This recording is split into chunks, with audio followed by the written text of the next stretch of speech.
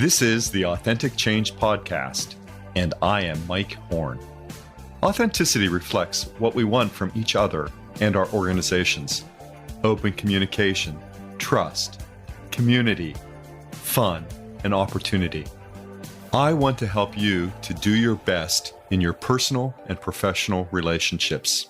This podcast delivers expertise, insights, and approaches on authentic leadership, to live your purpose, to lead from your values, to establish connected relationships, to steward people and culture change, to build and sustain prosperity, and to open doors and possibilities. This podcast will assist you in paving the way forward to personal, team, and organizational prosperity. Welcome to Authentic Change. I am absolutely delighted to have on this episode Chris Colbert. He identifies himself. Some of this is conventional, but I think two of the descriptors are not. He identifies himself as a speaker, an author, and here come the two things that I think are not surprising about Chris once you get to know him, as I have in our pre-show meetings. Chris also is an innovator and a globalist, and I can't wait to dig into that with Chris as we unpack authenticity and integrity. He's got a great background. He was former managing director at the Harvard Innovation Labs, the CEO and co-founder of X Interface Design, and an SVP of strategy at Scholastic, and the CEO of Horne. He's got other experiences that he can share and describe with us. And I am so glad to welcome to our audience, Chris Colbert. Chris, welcome. Could you say a few words about yourself? Sure, Mike. Thank you for the introduction. My quick story is I was just telling Mike that I was raised in a military family. My dad was an admiral in the Navy, and we lived all over the world. And in living all over the world, I came to both appreciate the world and ultimately take on a sort of sense of responsibility for the world, which sounds almost megalomaniacal, but I don't mean it that way. So just hold that thought. And then most recently, over the last 3 or 4 years, I've been focused on how to help individuals, organizations, and even countries get a greater understanding of the truth of humanity in order to realize greater success in whatever it is they're trying to make better. My core belief is that the big miss in life, doesn't matter what the context is us understanding us. And that goes back to the world thing in the sense of the work I do now through speaking, through my own podcast, Insert Human, through the book I'm writing, which is called Technology is Dead, and through conversations like today. I'm sort of the Pied Piper of trying to raise awareness about the importance of us getting closer to us. And in doing that, I believe everything will be made better. The state of society will be better. The health of countries will be better. The performance of companies will be better. The divorce rate will decrease. Friends will become closer. Yeah. That's it. One of my current affirmations, Chris, is together we rise. Absolutely. And as a way of, me embodying that affirmation currently, it would help me to understand this mission or purpose you have to help us understand us. Tell me more about that. Tell our audience more about that. Okay. Well, it was actually triggered by my work at Harvard, and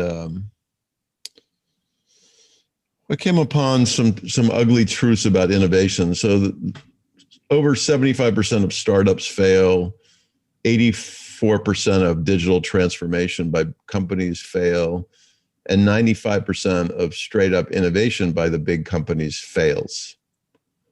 So what's going on there? Is that because the innovators are stupid? Is that, and I was working with Harvard students and the failure rate was probably 95%. And so I started scratching my head about, well, why is it failing? And then concurrently, I also came upon another set of statistics 28% of American college graduates or students are taking an antidepressant or anti-anxiety drug. 40% of Americans are obese, and 1 in 4 Americans declare themselves to be lonely. And what I ultimately arrived at is that in our innovative capacities or efforts, this goes back decades, what we've done is focused more on the function and building the thing and less on the receiver, which is called a human. That we pretty much doubled down on writing technical code and ignored the human code. And so I believe that if you want to improve the success rate of short-term innovation and you want to improve or mitigate the issues of negative unintended consequences from innovation, then you have to make an understanding of human behavior the priority. Again, the issue isn't our ability to build things, it's our ability to build things that are both adopted by humans and or when adopted, don't carry dark unintended consequences. Well, and so much of that is true in so many disciplines today, particularly as bots are designed, as we increase intelligence in information systems and technology. The ability to write in sort of a negative code or code that systemically excludes others or excludes intelligence seems to be an issue that all of us should be concerned about relative to integrity. Absolutely. I mean, and I think part of the issue we have societally is there is no entity responsible for what I just said. And you can say, well, the innovators are responsible, but the going back to the behavior of humans, the behavior of humans is when I decide I'm going to, this is metaphorically speaking, birth a baby, nobody's going to get in my way. And I am not going to slow down the process of creating that creature to accommodate things like ethics and morality. We live in a capitalist society. Like I'm wired to deliver that baby to make money. And so the innovators aren't going to police themselves. The government, I don't know if you saw the Zuckerberg hearings a couple of years ago.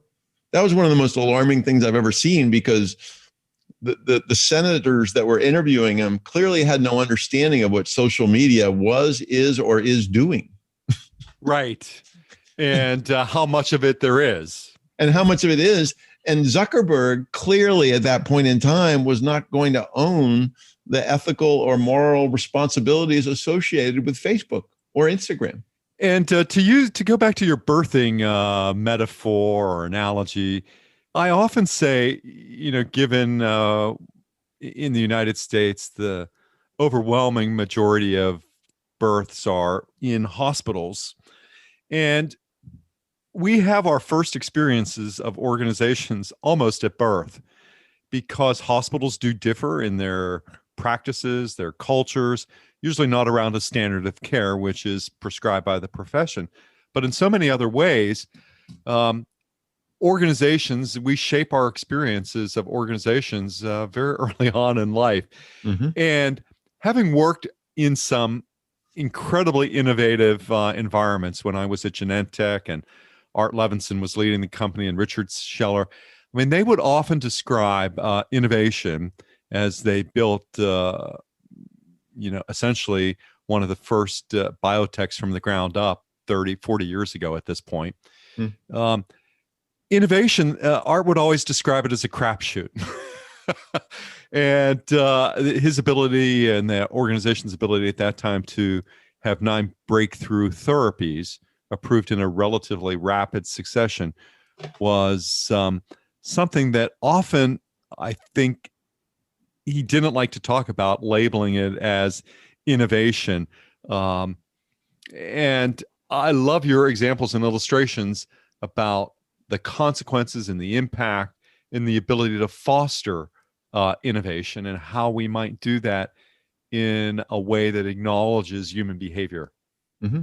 Mm-hmm. Well, I'm wondering about what some of the behaviors might be that would drive those actions, that uplifting of the human spirit, because all enterprise is human enterprise, right? It's Right. very difficult to think about making money without a human involved in some capacity. Yeah, I mean, I think I think there's two sides to what you're asking. I think one is, what's the problem really? And I think a big part of the problem is it's not just cognitive bias. I'm sure you know this. There are something like 140 different biases that are floating around in our head and heart at any point in time. And so our ability to look at almost any situation objectively is almost zero. And these biases are really insidious, and not only does it make a lot of life subjective, it actually causes us to believe things that aren't actually true, to do things that aren't actually healthy, to say things that aren't actually productive. So on the problem side, that's a problem. I think on the solution side, it's funny, I gave a talk earlier this morning for a conference in Poland, sponsored by MIT and an organization called Inca. And one of the questions that I was asked is, should corporations have a department with psychologists and behavioral scientists in it? And I said, absolutely. In fact, I used the anecdote of years ago, not that long ago, 3 years ago, I was asked by a major country in Southeast Asia how to help them create a national culture of innovation. That's an ambitious task. And the first answer was, how many decades do you have? And then, but they wanted a prescription. They wanted a series of recommendations. And I said, I think the first thing I would do at a government level is create what I called a department of humanics, a department of individuals who were responsible, behavioral scientists, psychologists, social scientists, anthropologists, economists, behavioral economists, that is focused on understanding the citizenry, and looking at the citizenry through the lens of, well, what do we aspire to for the citizens? Not simply economic aspiration, but whole person aspiration. And how do we realize at a systems level the ability to help people achieve holistically, not just economically? I often write and blog on the topic of corporate citizenship. I think it's a topic that doesn't get enough attention. Mm-mm. And I reference it out of the executive development experiences that I led in some global corporations. And I think about those programs as really a means and a purpose of creating a corporate citizenry who's engaged with the values of the organization. And that citizenry can also spur innovation. Mm-hmm. And in fact, some of the best programs that we designed, I think, in executive development were when we would put together groups of aspiring talent or aspiring leaders to come up with new and innovative businesses that would complement the core business. I can think of this, particularly we did this at Marriott International, where for one of our executive development programs, we would have people work in groups of 8 to 12, develop a new business that would complement the core business. And at the end of that experience, of course, or at some points during that experience, they would present their proposals to the executive committee. And it did create bonds that formed across a global enterprise. Yeah.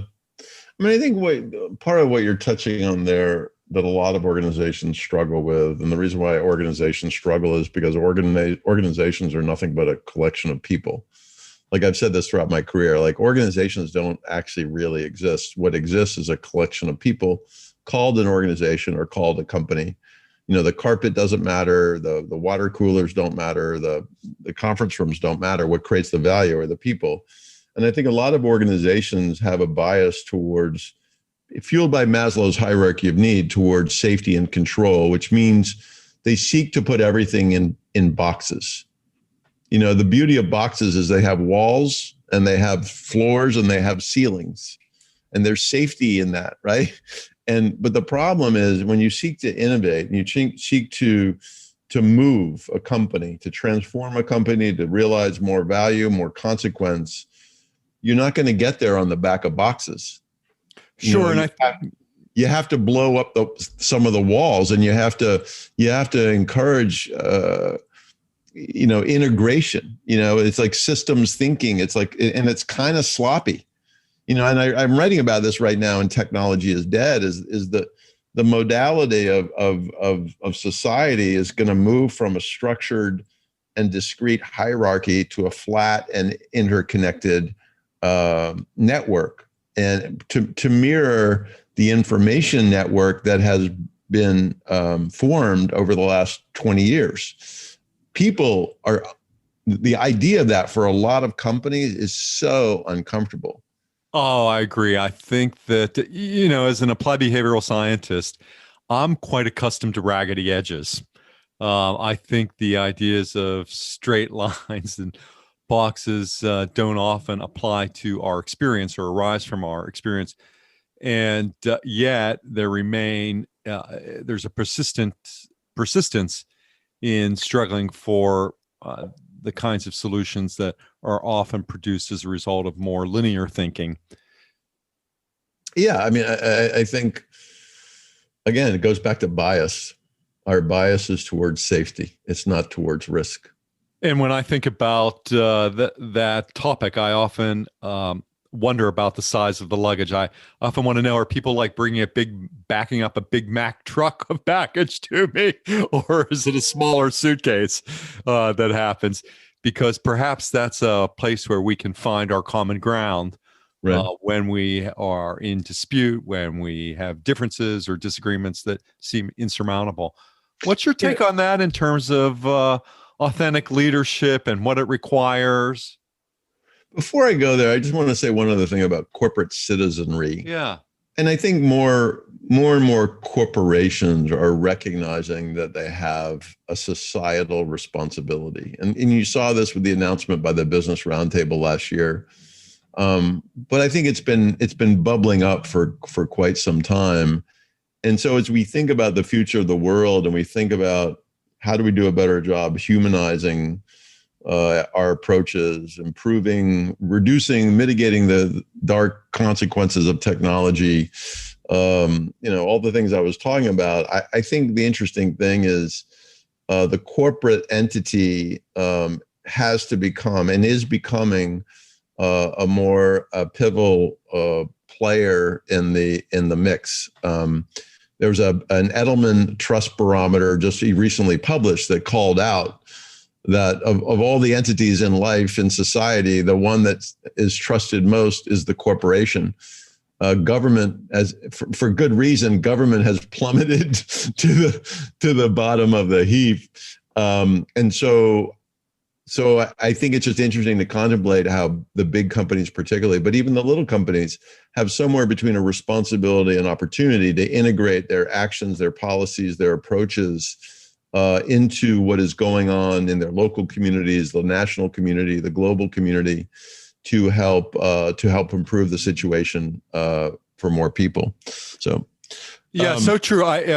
Integrity by Design was released it was released on May 11th, and one of the studies I cite in the Integrity by Design is the Edelman 2020 study. Yeah, I think it's quite compelling for leaders to consider that, because if we persist in managerial cultures, managers are often about preserving the status quo, and that's perhaps what distinguishes managers and leaders. Is leaders are unwilling to accept the status quo, and that spurs innovation. Yeah. So, I mean, I think your question about authentic leadership and maybe 21st century leadership or post-COVID leadership, whatever you want to call it, my view is actually not that different from my view last year, 5 years before, 10 years before that. And I have always believed that the role of leadership is fundamentally about marshaling the capacities of the organization to create value for all of its stakeholders, value for its customers, for sure, value for its investors for sure, but also value for its employees. That the whole job of leadership is the motivation and encouragement and sometimes cajoling of the team, the individuals, the employees to grow, to evolve, to develop new capacities. Because the organization, again, is nothing but a collection of people. So the only way the organization can create more value is if the people are capable of creating more value. And again, that's somewhere between an opportunity and responsibility for leadership to motivate. I think the way leaders do that today is very different than the way they might have done it 30 years ago, in the sense of what I love about today is increasingly it is okay for a leader to be human. You know, I'm on the older side of the equation. And back in the 80s and 90s, you know, you were, as a leader, you were supposed to be impervious, you know, all-knowing, all-seeing, absolutely confident, not needing aid or help from anybody, rock solid, brave, courageous, you know. And with the belief that work and family were separate. Oh yeah, yeah, and nobody, you know, your employees actually didn't even know who you were. They didn't know if you had kids. They weren't really encouraged to ask that question. You didn't ask them that question. Like the old model was separation of human and function. Rosabeth right? Moss Cantor wrote a great book, Men and Women of the Corporation. Yeah, and I think the new model is human and function are one. Well, I think the answer is authentic leadership. I think we need more of it in order to create innovation in organizations, and that requires the behaviors of trust, replacing guarded and cautious communication with open and transparent communication, a sense of stewardship and accountability, all of the things that you're describing. Well, and I think you said maybe one of the most important words, which is trust. So how do you create an environment based on trust, where trust is sort of the central tenet of how the whole place works? And I believe one way you do that is you show, as a leader, you show vulnerability, you show human truth. You show that you don't know the answers. You show that you appreciate differences of opinion. You show appreciation generally. You know, you show an interest and willingness to try to learn. I love where you start and where you go with this, Chris, because I think in another way of thinking about organizational leadership, some might describe it as, well, just enroll people in the vision. You can't, everyone won't trust everyone about everything, but at least we can get people to trust the vision. And I think there's truth in that, but perhaps starting at the places where you describe makes the ability to accelerate to that purpose or vision, that shared purpose or vision, accelerates it. Well, I mean, in a way, Mike, this goes back to my point about behavior. And behavior is this is what I say. I don't know if it's actually true, but I say that behavior is the root function of all action, all decision-making, and ultimately all consequence. And so as a leader, it's all about your behavior, stupid. And so if you behave imperially, I doubt the organization will be a trusted organization, a trust living organization. If you behave as if you know all the answers, I doubt people within your organization are going to be excited to offer up their ideas. If you behave in a compartmentalized fashion, then the organization will behave in a compartmentalized fashion. So be the way you want the organization to be. So if you want it to be trusting, then be trustworthy. If you want it to be honest, then be honest. If you want it to be vulnerable, then be vulnerable. If you want it to be flat, then operate flat. It cannot be what you are not. And so, but a lot of leaders choke on that. And they're like, well, I want my organization to be different, but I'm not willing to be different. You're like, well, good luck with that. Good luck. Well, it reminds me of the observations that the Swiss psychoanalyst Jung made. I mean, one is that you are what you do, not what you say you'll do. And secondly, that the greatest privilege of a lifetime is to become the person you are, But perhaps the third observation is that you really can't do much about the first two unless you accept where you are today as a means to catalyze that. Absolutely. And I think this goes back to behavior. One of the biggest struggles all humans have, myself included, is looking in the mirror.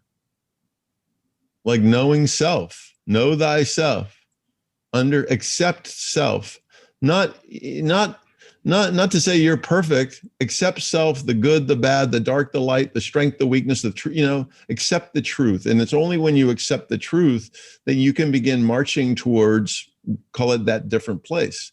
But if you can't accept the truth, then you're basically paralyzed, and you're playing a no-win game, and your organization will smell it a mile away. And with the effective use of self, I think two things happen. One is that you are willing to be influenced by your colleagues and coworkers. And secondly, you're willing to influence your colleagues and coworkers. It's a loop that presents a closed system. Yeah, and it's funny, part of being able to look in the mirror, my experience, both personally and professionally, one of my other expressions is there are only two motivators of behavior change: aspiration and desperation. And the only one that really works for most people is desperation. Aspiration is a want state. Desperation is a need state. And so the terrible truth is, for most leaders that are trying to lead an organization through a transformation, which requires their own transformation, aspiration is not going to cut the mustard. They've got to get to a place where if they don't change the business will be out of business. And they then understand if they don't change themselves, the business won't change, which will mean the business will be out of business. I think it's one of the ingredients for a lot of individual and organizational change is there has to be some dissatisfaction with the status quo. Has to be. More than dissatisfaction, I think it has to have economic consequence. Sure. Like absent that, again, it goes back to people liking boxes. The box of the status quo is very seductive. Yes. And Dick Beckhard, one of the legends in the field that I studied in organization development, said you have to have a few things present in order to create any meaningful change. You have to have dissatisfaction. You have to have a vision. Where you want to go. Where you're going. Where you want to go. And then you have to identify some first steps, some steps that you take. And it's the combination of those three ingredients, all which need to be present: dissatisfaction, vision, first steps. And they have to be greater than the amount of resistance that you're going to face. Yeah. And as you produce change, you decide, I need to increase the dissatisfaction, or I need to increase the vision. Yeah. I would agree with all three of those things. And I would add an asterisk to the steps you have to take, in the sense of, I believe in, as trite as it is, you need a plan, but not a financial plan. You need an organizational plan that says, okay, if we're clear on our vision, this is where we want to go, and we're being honest with where we are, our current state, including individual where we are. What are the means and methods to get from point A to point B? And how do we articulate those in a way that everybody in the organization can understand them strategically and tactically? How do we measure progress against them? And then how do we hold ourselves accountable to them? And so that, month by month, quarter by quarter, the entire organization is able to see the progress as we march towards the vision. That all I know sounds trite, but I can't tell you, and I'm sure, how many organizations don't have a plan like that. They have a bunch of plans in boxes, but the boxes don't add up to a vision. It's like, well, customer service has a plan, and finance has a plan, and marketing has a plan. But those plans are not integrated. They're not synchronized to get to the same outcome. And that's the big myth.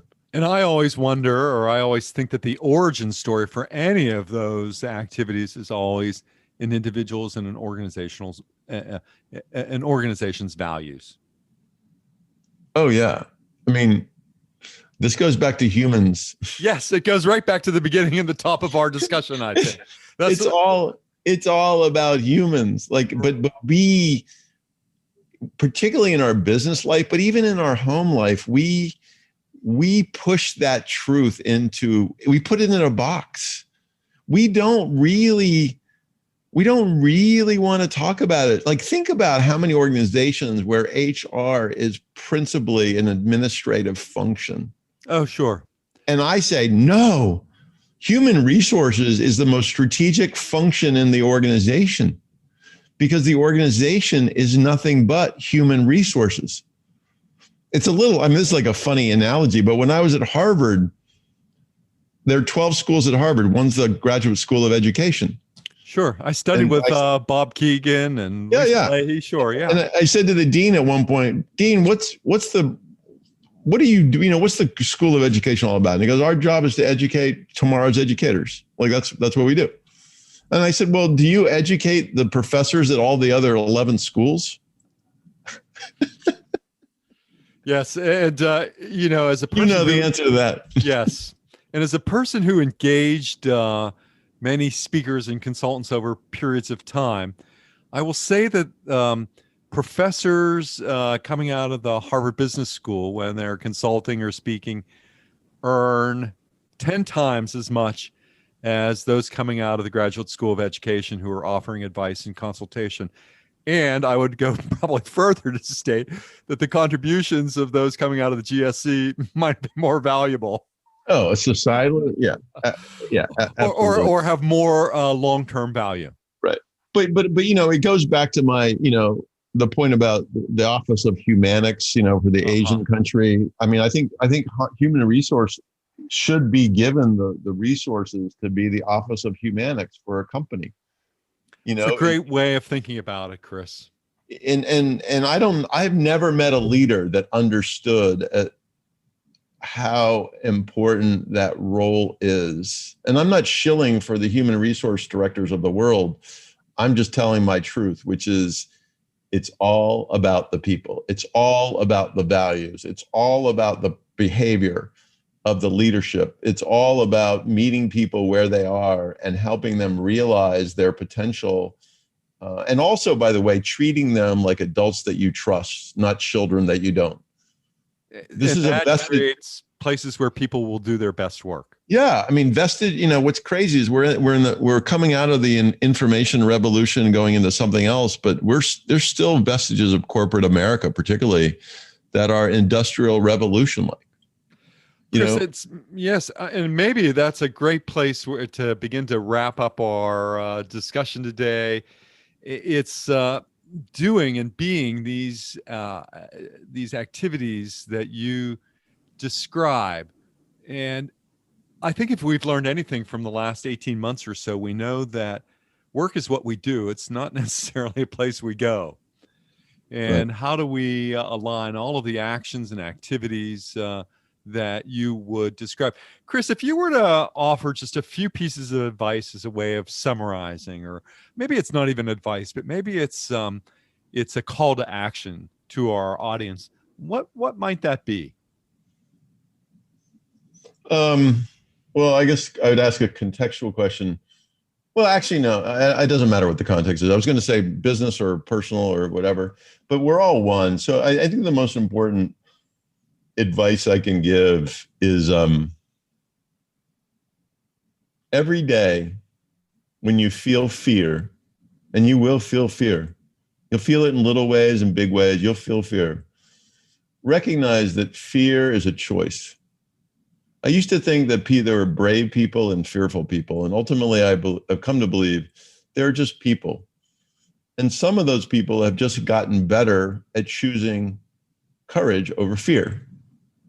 And in my own life, I'm a walking, talking example of that. That, in moments in your life where you want something, you believe something, you think something, you want to say something, and the little fear creature rears his or her head in your head, you have an opportunity to talk to that creature and decide whether you want to embrace the fear or whether you want to actually choose the opposite. And I think this applies in corporate America. I think it applies in our homes. I think it applies in our relationship with our children. It applies everywhere, And I think if we want to move forward, we want to grow, we want to change, we want to realize different outcomes, again, corporately, nationally, individually, family.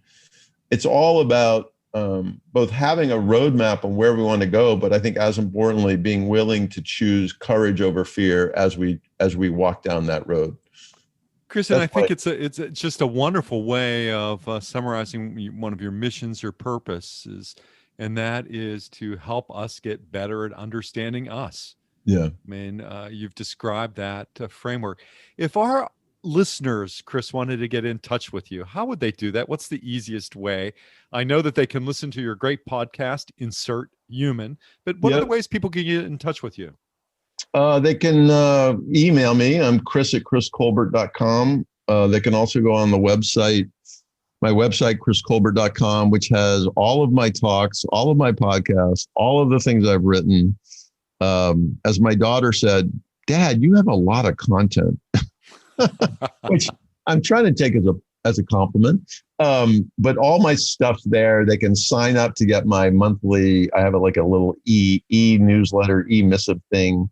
But most importantly, if you have questions on anything, how to live a life, how to improve your organization, how to lead differently, it doesn't matter. I've been around the block. I've been thinking about this stuff a long time. I'm happy to help you figure it out. Thank you so much, Chris. And again, for our listeners, Chris gave you a few ways to get in touch with him, but chriscolbert.com, the way to get in touch with Chris, ChrisColbert.com.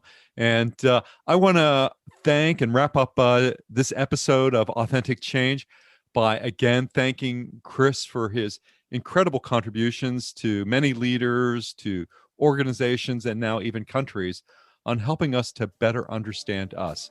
This has been the Authentic Change Podcast with Mike Horne. Thanks for listening, and I hope you'll subscribe today and tell a friend about our show. If you're looking for hands-on help to increase your success through authentic change, or have a question you'd like to hear me answer here, please email me at mike@mike-horne.com.